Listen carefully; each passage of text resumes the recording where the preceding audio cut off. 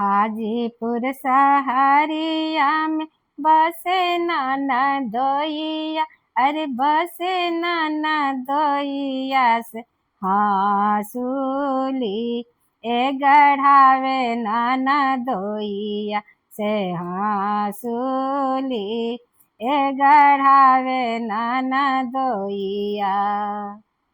हासूली पहिनी हम सुतनी ओ सरवा, अरे सुतनी ओ सरवा से हासूली ए नीरेखे नाना दोइया से हासूली ए नीरेखे नाना दोइया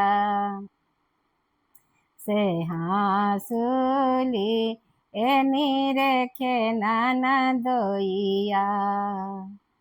हंस के बोले नाना दी भी हंस के बोले नाना दी भी हंस के बोल नाना दी भाऊजी परलो भैला तू सजनवा, भाऊजी परलो भैला तू सजनवा।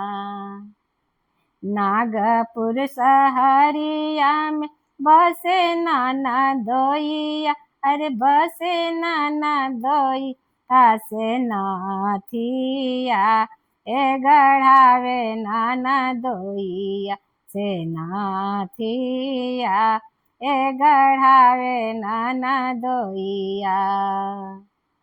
नाथिया पहिरी हम सुतनी ओ सरवा, अरे सुतनी ओ सरवा से नाथिया ए नीरेखे नाना दोइया से नाथिया ए नीरेखे नाना दोइया।